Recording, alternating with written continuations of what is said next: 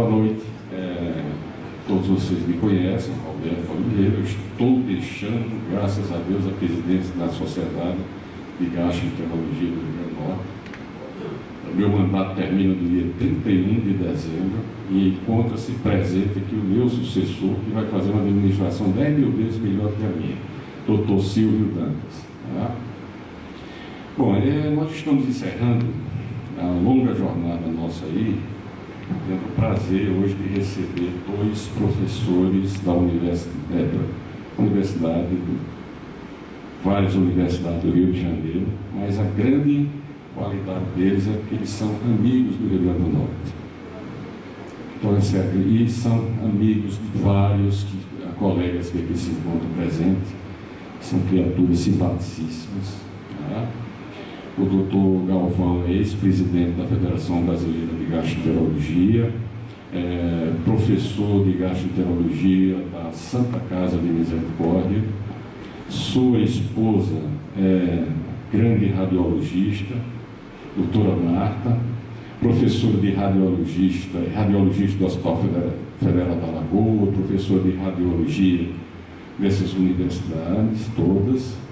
E eles vieram com a maior satisfação nos dar o curso da FAPESG.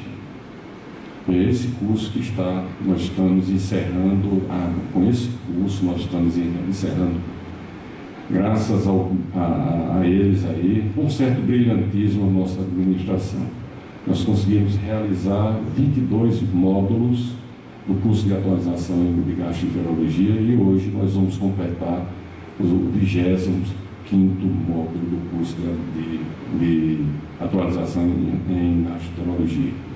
Nós queremos comunicar a vocês que no final deste mês estará sendo disponibilizado o site da Sociedade de Gastroenterologia do Rio Grande do Norte, www.sgrn.org.br. Terá disponibilizar, claro, para os sócios adimplentes, o acesso a artigos científicos, para o público também estará acessível, e também a relação de todos os gastroenterologistas sócios da Sociedade de Gastroenterologia do Rio Grande do Norte, disponibilizando assim para o grande público seus respectivos endereços e telefones. Bom, eu não vou me prolongar, não quero... não sou de falar muito também não sei. Nós vamos ter agora o prazer de assistir a professora Marta nos falar sobre esse assunto que é uma grande novidade, a mesenterite. Professora.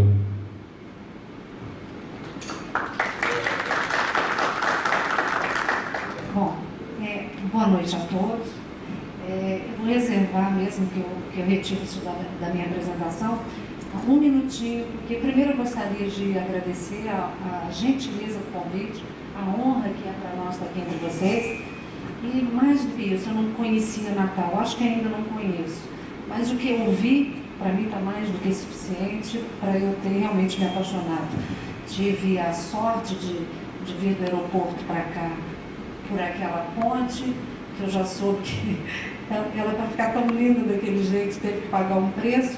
Mas quando a gente chega no alto da ponte, quem não conhece, dá de cara, aquele mar aberto, e depois nos colocaram no hotel, num andar, que eu estou de frente para aquilo ali.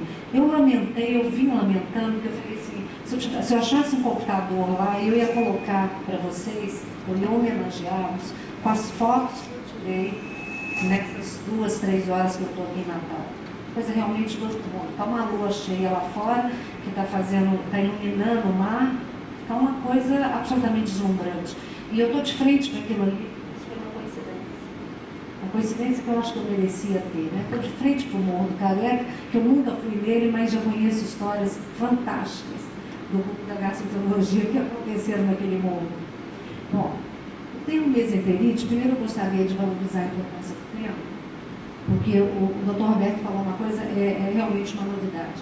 A tomografia computadorizada, principalmente a tomografia multislice, que hoje a gente sabe que tem uma resolução tanto espacial quanto temporal, que é muito superior à ressonância magnética, a multislice em particular, ela é talvez a tomografia computadorizada melhor, certamente, é o método de imagem com versatilidade que a gente tem dentre todos que a gente tem ali. Por quê? Pela sua capacidade que ela tem de estudar, de investigar todos os compartimentos. E, fundamentalmente, um compartimento de gordura, que é o compartimento que a gente sabe que não é tão bem visto com a tomografia computadorizada, e a ressonância magnética não é um exame que a gente faça com a frequência que se faz a tomografia. E a mesenterite, que a gente vai ver aqui, e muitas das vezes ela é uma descoberta incidental. Você faz exame por outro motivo e acaba descobrindo que por trás daquilo ali tem uma doença, por vezes uma doença maligna, e o grande interesse do tema é exatamente reforçar e chamar a atenção para que isso não é um achado tão ingênuo quanto a maioria de nós, pelo menos por um bom tempo, achamos que é. Eu vi, inclusive, em laudos de colegas, uma passagem muito rápida, até porque os laudos, às vezes são laudos muito longos, e que começa falando de coisas normais e o que é realmente anormal, e o que faz sentido, diferença para o clínico cirurgião, vem diluído num tanto de frases que não faz o menor sentido. E boa parte das vezes esse laudo é puramente descritivo, sem mostrar ali o peso de um contexto clínico, de uma mudança de conduta. Se você puder apagar a luz da frente, eu agradeço. O radiologista pode trabalhar no escuro, vocês vão entender por que já. Então, veja, nós temos aqui alguns recursos que nós temos com o tomógrafo multislice, que é o que nós trabalhamos hoje lá no Hospital Federal da Lagoa, e esses recursos, como eu disse, nos facilitam a descobrir, a desvendar determinados compartimentos que antes nos passavam despercebidos, associado a isso à experiência acumulada que a gente vem tendo com o procedimento. Então, desde aquisições volumétricas, e que a gente costuma dizer que nós vemos o doente por dentro muito melhor do que o faz o cirurgião, né? Cirurgião, endoscopista, porque quando ele abre, ele dá de cara com sangue, com pus, com uma série de melecas que tem ali que atrapalha a visibilização. Nós não. Em simples toque, nós tiramos da frente o que quer que a gente... Não quero ver sangue, aperta o botão, não vejo sangue. Não quero ver osso, não vejo osso. Então fica muito patente para nós e muito fácil mostrar um inventário pré-operatório ou mesmo pós-operatório de qualquer evento. Eu peço até um pouco de desculpa, mas a gente vai fazer rapidamente uma revisão com vocês do mesentério, mas isso é só para me servir como gancho para a gente dar continuidade. O mesentério é, portanto, uma prega dupla do peritônio que conecta o jejum, o ilho, porções do colo, a parte posterior do abdômen, uma vez que o colo ascendente, descendente, reto peritoneais como são, durante a fase embrionária, lá ele perde o meso dele, fica lá atrás, então a gente vai ter praticamente meso só lá embaixo, na sigmoide e no transverso. Ele se origina na flexura do duodeno jejunal, se estende a posição ilicecal e contém ramos da artéria mesentérica superior, da veia mesentérica superior, vasos linfáticos, linfonodos, nervos, quantidade de variável de gordura e tecido conectivo. É, portanto, talvez essa seja a principal mensagem, um pedículo com funções nutridoras e inervadoras. Eu vejo, às vezes, os residentes lá mesmo da radiologia, o peritônio é uma membrana, né? E pouca gente dá importância a isso. Então, é uma membrana tão importante que serve para a gente fazer diálise. Uma membrana que serve para você dialisar, você veja a capacidade que ela tem de fazer trocas no organismo e a função que ela acaba tendo por isso sistemicamente. Da mesma forma, os dois órgãos de gordura que a gente tem no abdômen é o mesentério e é o aumento. E vejam aqui, ele como um leque, fazendo a ligação, a conexão na cavidade, na parede posterior, de todo delgado, o que faz com que, no caso de uma obstrução aguda, a gente tenha essas alças todas intercaladas. Aqui mostrando a riqueza do sistema linfático e a gordura, como ela se apresenta, é um órgão predominantemente gorduroso. Mas o mais importante talvez esteja aqui nessa histopatologia, nessa coloração que mostra para nós que ele é muito rico, né? Um tecido conjuntivo, muito rico em feixes colágenos, que está aqui, que esses mais grosseiros, e uns fininhos, que são esses aqui, que são as fibras elásticas. Mas essas células que a gente vê pretinha aqui no mesentério são os mastócitos. Mastócitos, vocês sabem, são células que não têm uma função a nível do sangue propriamente dito. mas é uma célula importantíssima porque a grande função dela é armazenar substâncias liberadoras de infecção, de efeitos quimiotáxicos, trazendo leucócitos para a região, eosinófilo.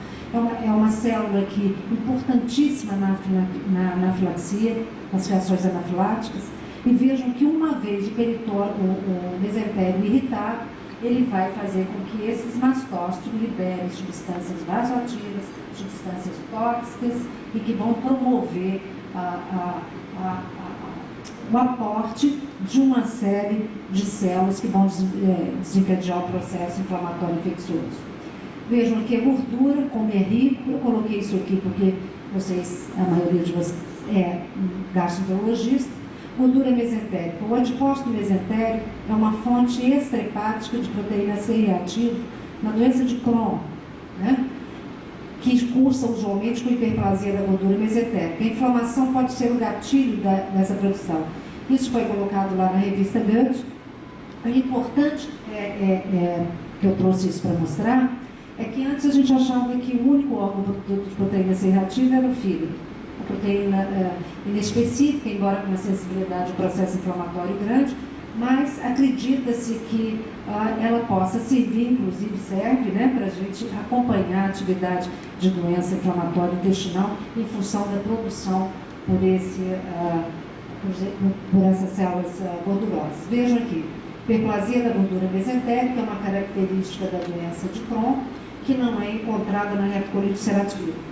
Enquanto que o fígado foi considerado durante muito tempo como um órgão, a única fonte, né, de proteína C reativa, evidências recentes indicam que os adipócitos podem representar uma fonte extrahepática de proteína C reativa. O índice de massa corporal, inclusive, se correlaciona com os níveis de proteína C reativa em pacientes obesos.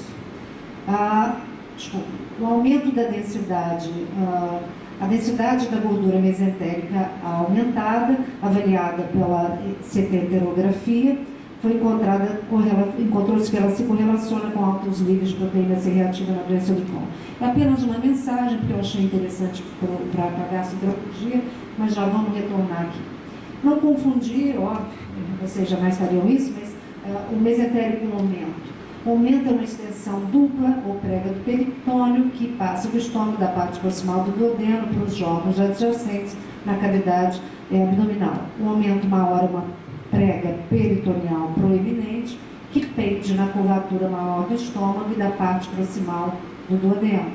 Após descer, dobra-se de volta, fixa a parede do transverso do mesentério. O aumento. Isso aqui é só para. Eu gostaria muito de chamar a atenção para esses órgãos da cavidade abdominal de grande componente de gordura, órgãos capazes de atividades metabólicas e que são fundamentais em processos inflamatórios, que ficou muito tempo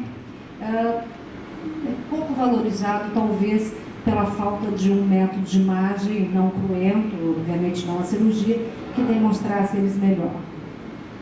Então, está aqui o aumento, ele é móvel e age como uma barreira de disseminação de infecção e de processos neoplásicos também.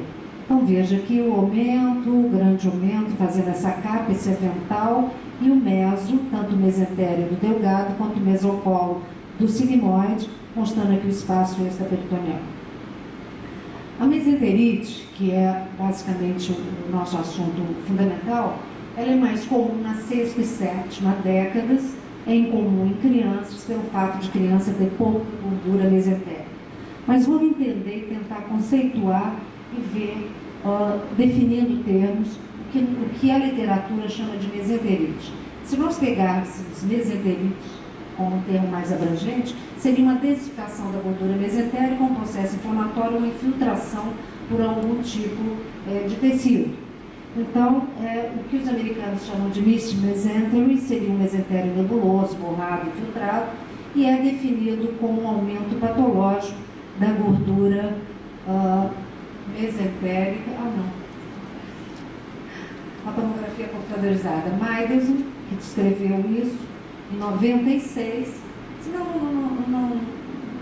atrapalha mais um. Ótimo. Então, veja, em condições usuais, Quando a gente vai medir a densidade, a tomografia computadorizada nesse corte axial da gordura, a gordura do mesentérico tem essa tonalidade, essa densidade, essa coloração, é só a gente comparar com a gordura do tecido celular subcutâneo, que usualmente vai em torno de menos 100 a menos 60 unidades Ransfield. Só para lembrar, 0 seria a densidade da água, a tomografia computadorizada. Tudo que é mais denso que a água tem densidades positivas, o que é menos denso que a água, densidades negativas, onde a gente vai ter a gordura e basicamente o ar. A gente faz essa medida no exame sem contraste, porque a gente sabe que o mesentérico capta contraste, porque ele tem tecido vivo, vascularizado. Quando a gente tem um processo inflamatório, que ela fica mais densificada, que ela fica mais branquinha, um cinza mais claro, vejam que uma densidade de menos 54. Quer dizer, essa densidade subiu na escala de Ransfield. Houve uma densificação dessa gordura. Isso nós poderíamos chamar de mesenterite. Sim, mas o que é o que precisa fazer se eu encontrar? O que eu faço? Eu fiz algumas colagens exatamente para evitar de mexer nessa conceituação, porque ela é um pouco nebulosa ainda na literatura. Mas está lá, o termo nesse mesentérico foi primeiro usado por Meyerson para descrever a aparência na tomografia computadorizada, que desenvolve quando o mesentérico torna-se infiltrado por líquido, por células inflamatórias, tumorais ou fibrosas. A marca, quer dizer, o achado que marca isso na tomografia é o aumento da atenuação e é associado que pode ser associado com nódulos no tecido mesentérico ou linfonodos. Esse achado é também comumente descrito como um sinal de mesenterite esclerosante. E aí a gente vai perceber uma verdadeira confusão nessa terminologia. Que tem a literatura, alguns utilizam como sinônimo de paniculite mesentérica, mesenterite retrátil, mesenterite lipoesclerótica, lipodistrofia mesentérica, entre outros nomes. Ele cansou de citar porque realmente é um balaio de gato essa terminologia, e alguns outros trabalhos mostram que esses termos, na verdade, significariam estágios diferentes de uma afecção que pode ser primária ou secundária. Quando ela é secundária, é inclusive o que vai nos incomodar, porque isso pode implicar na sobrevida do doente. Vejam, esse outro trabalho, que foi publicado na revista de coloproctologia, já fala que o primeiro estágio é marcado por uma degeneração gordurosa. Daí caberia o termo de lipodistrofia mesentérica. Um segundo estágio seria uma reação inflamatória, que nós chamaríamos de paniculite mesentérica, que parece que é o termo preferido pela maioria das pessoas quando usam isso indistintamente. E o terceiro estágio é caracterizado por fibrose, que seria a mesenterite retrátil, que hoje a gente entende como uma doença provavelmente com base autoimune, mas que não se sabe que deflagra esse processo. Então, a mesenterite esclerosante seria diferente de uma infiltração mesentérica por outro motivo? Isso é ainda uma zona de penumbra, mas a gente vai perceber, até para não desanimar, que isso não vai atrapalhar a nossa investigação. Né? E quando você define que é uma mesenterite esclerosante, usualmente você já não tem mais o que fazer, porque é um processo de causa desconhecida e de curso também discutível. O importante para nós é que ela pode representar um achado naqueles pacientes com uma doença abdominal estabelecida, e nós vamos ver aqui quais seriam essas doenças, ou ela pode ser um achado incidental à tomografia computadorizada, realizada por outras razões. Que razões seriam essas? Em relação à causa, então, o que pode infiltrar o mesentérico pode ser edema, a cirrose, paciente que tem ascite, que tem hipopnemia, que tem extravasamento de líquido, naturalmente vai densificar a gordura do mesentérico e vai aumentar a sua densidade. Processos inflamatórios, pancreatite, a gente acabou de ver um caso que tinha uma densificação de todo o andar lá, inframesocólico, no espaço pararenal anterior, etc. Diverticulite, apendicite, doença inflamatória intestinal, os processos hemorrágicos, a infiltração neoplásica e a chamada mesenterite esclerosante, que a gente vai começar a entender como um processo ou um diagnóstico de exclusão. Isso é que é importante. Então, veja, nós temos aqui um paciente de 55 anos, todos os casos aqui são casos pessoais nossos, ou do Galvão ou meu, mas que nós acompanhamos juntos, com nome e sobrenome. Vejam, na raiz do mesentérico, uma densificação da gordura mesentérica. Veja, a gordura teria que ter uniformemente essa cor, veja a raiz do mesentério, onde tem os vasos mesentéricos, e nessa região uma densificação. Muitas das vezes isso sai no laudo tomografia computadorizada como uma densificação da gordura mesentérica, PT sobrações. E eu imagino que isso seja muito difícil para o clínico, porque às vezes, ou melhor, frequentemente, isso cursa com uma certa dor abdominal que precisa ser esclarecida. Vejam um corte sagital, cortado de lado, que ela tem uma forma como se fosse uma pseudocápsula, a densificação. Vejam novamente no mesmo paciente a densificação da gordura. A medida da densidade está menos 47 em outro local, onde a gordura está com a sua densidade normal menos 100.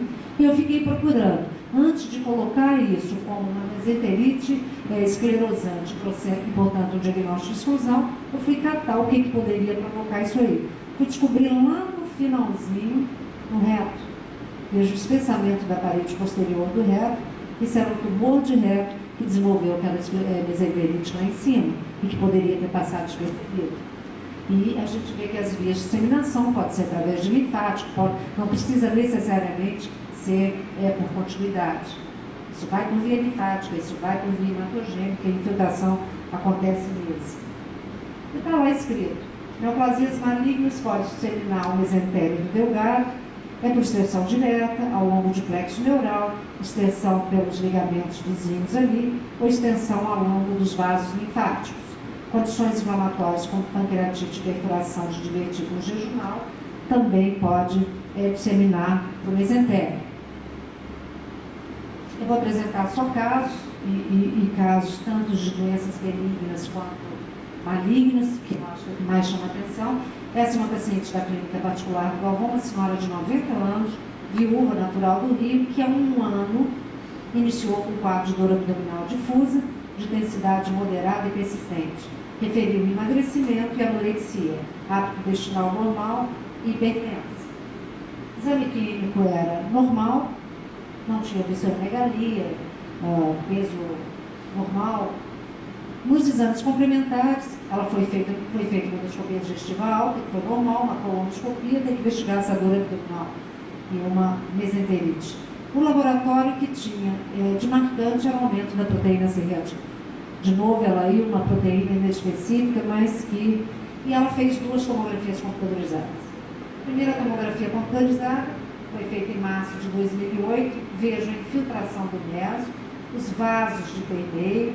Usualmente na doença idiopática, a gente tem um sinal do alvo, que a gordura em volta do vaso ela fica preservada.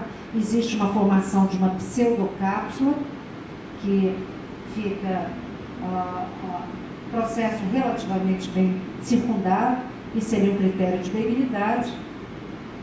Vejam aqui todo o processo, vejam que os vasos ficam ectasiados, porque a gente tem liberação de substâncias vasoativas nessa região. E o diagnóstico do Galvão foi paniclite mesentérica, e isso seria, volto a dizer, um diagnóstico de exclusão. Vejam que ela foi minuciosamente investigada, e baseado nisso ela foi tratada com corticoide, e foi feito um follow-up, um ano depois do follow-up clínico. A doente estava muito bem, e teve um follow-up também tomográfico, que vejam como melhorou o processo de infiltração. Feito 6 meses após, ainda um grau de infiltração. Vejam que aqui eu atenuei a janela. Provavelmente vocês diriam: nossa, mas eu estou vendo bastante branquinho. Está todo o corte branquinho. Eu tive que clarear o corte, senão vocês não veriam. Vejam a comparação do exame anterior com o exame feito 6 meses após. 90 anos de idade. Não sei se ela já morreu. Está viva ainda e bem, né? Foram feitos outros exames, estudo cintilográfico negativo para processo infeccioso inflamatório, quer dizer, catou-se tudo ali para tentar esclarecer. Vejam esse caso acho que é um caso emblemático, pela evolução que teve e pela maneira que ele foi descoberto. Um paciente jornalista, um jornalista até da mídia conhecido, que infelizmente faleceu ano passado, ele queixava, aos 44 anos, queixava-se de dor epigástrica, tipo cólica, há 3 meses, de intensidade progressiva, que piorava com a alimentação e melhorava com o antiespasmódico. Há uma semana piorou a dor, teve 2 episódios de vômito, o que motivou a consulta. Negava outras queixas, negava febre e emagrecimento. Em julho de 2011, antes dele vir para o Galvão, há 6 meses, portanto, ele teve o diagnóstico de panicite mesentérica e colelitíase, quando ele submeteu uma colestectomia sem intercorrência. Provavelmente acharam que a causa da dor epigástrica era cólica biliar. Mas ele tinha uma mesenterite, e ele não tinha uma colestite aguda, que poderia dar mesenterite, mas não a colelitíase. Negava tabagismo, etilista social, tinha uma dor, a palpação na região hipogástrica. Eu não sei se certamente não é da época da maioria de vocês, mas aquela tal de síndrome pós-colestectomia, lembra? Quando eu estava na faculdade, se falava muito disso. Eu acho que isso foi tudo desvendado pelos exames de imagem, pelos exames endoscópicos e pela experiência acumulada dos cirurgiões de um modo geral, né? Vejam que ele continuou com a dor lá, a colestectomia não resolveu. Vejam que interessante nesse CT. A infiltração da gordura mesentérica, vejam, infiltrada a gordura, e tinha linfonodomegalia regional. Daí, aonde a gente começa a procurar no território que ele drena, ou que ele irriga. E olhando com carinho, nós notamos o espessamento desse segmento de alça, que no caso era o jejum. Vejam aqui linfonodo de 1,5 centímetro, gostaria de chamar a atenção para isso, que a gente vai ver aqui o cutoff usado pela literatura para processo benigno e maligno, de 1 centímetro, mas eu acho meio curioso isso, porque todo gânglio que chega a 1,5 já teve um. Né? Então, a estatística serve para o médico, mas não serve para o paciente. Vejam a mesenterite, a infiltração daquela alça, gânglios, aumento da densidade, infiltração dessa parede. Vejam lá, que bastante evidente, segmento de alça de jejum de parede espessada, e ele tinha adenocarcinoma de jejum. Não é uma coisa nem tão comum, mas certamente aquela mesenterite de 6 meses atrás, não sei o quanto isso ia ser impactante no prognóstico dele, mas certamente nós teríamos preferido ter feito esse diagnóstico há 6 meses atrás. Ele ainda ficou um tempo vivo, fazendo quimioterapia, está lá o linfonodo. Isso aqui é um recorte que eu achei pertinente ao caso dele, que ele tinha um linfonodo de 1,7 centímetros. O desenvolvimento de malignidade de pacientes com mesentério infiltrado detectado incidentalmente se correlaciona com o tamanho do linfonodo. Pacientes com mesenterite, vamos dizer, e o maior linfonodo menor que 1 centímetro, sem áreas adicionais de linfoadenopatia, demonstram curso benigno e não precisaria de mais follow-up. Ele tinha um linfonodo de 1,7. Essa é a cirurgia, mostrando ele fez estenose, esse segmento de alça pelo tumor, e morreu ano passado. Apesar dos tumores malignos do jejum e do odeno serem raros, eles podem diretamente envolver a roda do mesentério. Você vê que quando a gente tem um caso, se a gente fuça a literatura, está lá. Né? A gente geralmente não descobre.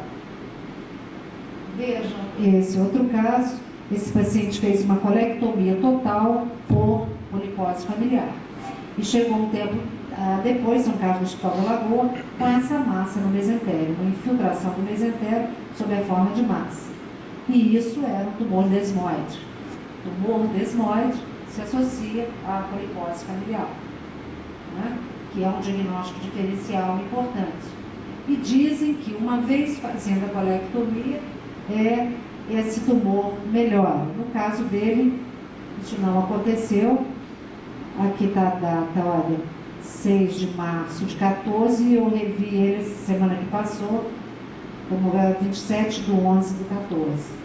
Isso aqui não se destina ao uso médico, só vou chamar a atenção porque me perguntaram outro dia numa aula, como é que você conseguiu esse CT que não se destina? É porque isso aí é o Osiris, é um método de imagem através do DICOM, que a gente usa em casa, eu dou esses laudos em casa. Então, na calada da noite, depois que o Galvão vai dormir, eu sento, dou esses laudos, e como esse é um programa familiar, né?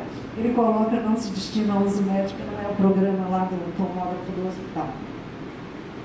A mesenterite esclerosante, portanto, quando se associa a malignidade do trato gastrointestinal, são adenocarcinomas e linfomas. Em 70% das vezes é o que a gente tem que rastrear. Mas tem outras causas benignas de mesenterite que você, às vezes, descobre a mesenterite depois de ver o processo patológico, ou a mesenterite te chama do processo patológico. Eu tenho exemplo dos dois casos na mesma doença. Isso aqui é uma apendicite aguda, isto é o apêndice. Olha que coisa linda. Embora isso aqui seja um exame estático, dá para a gente perceber que esse apêndice está duro, em pezinho, o mesoapêndice todo infiltrado, linfonodo regional, num garoto com essa mesenterite. Todo mesentério infiltrado, mas ele está infiltrado com um processo infeccioso, que está do lado dele, fez a apendicectomia, acabou. Esse caso foi de semana passada, se não me engano, a data está por aqui, dia 27/11. Veio o presidente da cirurgia falando, Nata, é um exame meio de urgência, porque esse doente está com dor, está febril, e ele tem uma hérnia femoral, uma hérnia escrotal, e a gente queria fazer o pré-operatório pela imagem. Está lá a hérnia entrando, saco linear, bem aberto inclusive, isso aqui é o pênis, entrando pela bolsa escrotal, isso aqui teve necrose de alça, teve que fazer ressecção de alça, era realmente uma hérnia, sim, mas e daí? E daí que a gente tem que ver o exame como um todo. Talvez o que diferencia o especialista do não especialista seja esse tino que ele tem. Eu falei, bom, eu costumo dizer para os meus residentes o seguinte, uma vez você tendo achado a patologia, procura o resto. Porque no resto está para onde a doença se estendeu, da onde a doença veio, ou coisas que podem ter paralelo. Nenhum cirurgião gostaria de ter a surpresa de abrir uma barriga, né? Nada impede de um doente que faça uma apendicite aguda, que é um abdômen agudo, tem um tumor de ovário, por exemplo. E o cirurgião não pode abrir e falar, também tinha um tumor de ovário. Não. Quando eu vim passando, eu fiquei curioso, esse paciente tem uma infiltração do meso aqui. Eu não sei se é porque eu também sou muito ligada ao meso, porque isso aqui, eu comecei a estudar isso porque o Galvão chamou a atenção para o fato e falou, Marta, procura ver melhor como é que funciona isso, porque a gente tem recebido muito ultimamente diagnóstico de mesenterite. É uma novidade a doença? Não, é uma novidade o diagnóstico. A tomografia computadorizada multilares tem mostrado isso para a gente muito bem. Quando eu fui procurar a causa dessa mesenterite aqui, chamei.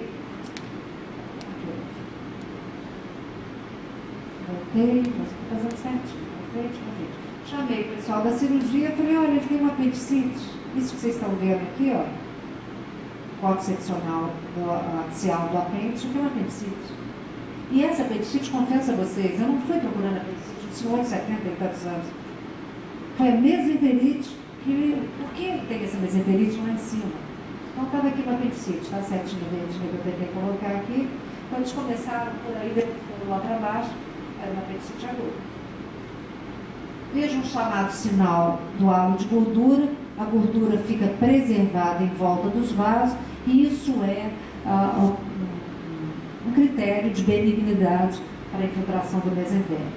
Ausência de efeito de massa, sinal do halo e aquela pseudocápsula inflamatória sugerem benignidade. Massa que ganha contraste, desloca vaso, tem contorno espicular, associada a nódulos peritoneais, sugere malignidade. Então, o que eu sugiro é que vocês, clínicos, cirurgiões, fiquem atentos quando às vezes um radiologista menos avisado coloca mesenterite e mais nada, pode ser mais nada, pode ser uma mesenterite esclerosante, mas volto a dizer, o diagnóstico de exclusão. Vejam aqui 2 casos, coincidentemente de 72 anos, uma mulher e um homem. Então a gente tem aqui uma infiltração do mesentério, linfonodos pequenos, pseudocápsula inflamatória, isso era uma lesão benigna, era uma mesenterite esclerosante idiopática. Aqui embaixo, um homem de 72 anos, com dor abdominal, linfonodos grandes, observem, isso tudo são linfonodos, a infiltração do mesentério, e isso era um linfoma não Hodgkin. Então, observe o padrão morfológico do envolvimento do mesentério e os achados associados. Isso é fundamental. Já estou no final, às vezes desanimem quando a gente coloca isso, mas isso aqui tem a ver. Mesenterite esclerosante é um processo inflamatório crônico raro do mesentério que pode ter a aparência de uma infiltração. A prevalência de 0,6%. Os trabalhos mais modernos aumentaram muito isso aí. Depende se você está considerando os outros processos diagnosticados, como uma apendicite, por exemplo. Aquele considera, me parece, apenas a esclerosante. Está ali, seria idiopática. Assim, existe uma certa preocupação de procurar uma malignidade de base, quando essa aparência é encontrada no CT. Isso talvez seja um grande recado. No entanto, mais apropriada manejo por imagem dos pacientes que apresentam com esse achado, sem você conhecer a malignidade ou outra causa identificada, parece incerto, não está muito claro. Esse estudo que eles fizeram, está aqui na íntegra, eles se preocuparam em determinar a história natural da detecção incidental dessa mesenterite no CT e correlacionar com o desenvolvimento de malignidade e com o novo mesentérico. Esse trabalho, portanto, que gerou aquelas informações de tamanho do gânglio e os achados adjacentes. Para concluir, a mesenterite pode ser primária ou secundária, pode ser maligna ou benigna, pode ser difusa ou segmentar, pode se manifestar como massa pseudocápsula. Observem a presença de linfonodos regionais, observem as alças adjacentes e correlacione com a história clínica. Padrão morfológico do envolvimento mesentérico, mais achados associados, é o segredo para não deixar passar. Eu achei bonita essa imagem e queria até fazer um parênteses aqui, porque hoje eu fui... eu só digo engraçado, tem cidades, eu estou terminando e isso me dá o direito de falar, você já tem uma empatia que você nem percebe por quê. Me perdoe se tiver alguém aqui do sul de Curitiba, mas eu fui 2 vezes a Curitiba e não tive... eu não sei, aconteceram coisas em Curitiba que não foram nada de grave, mas não me gerou nenhuma simpatia. Eu comecei a ter simpatia por Natal quando eu ainda estava lá em cima no avião. Quando eu vi umas fazendas que tem aqui na região, eu sou do interior de Minas, embora esteja no Rio há muitos anos, né? Mas quando eu vi aqueles coqueiros, aquelas palmeiras, aquele gado, eu falei, não, vamos, olha que coisa linda, parecia um bosque. Tudo plano.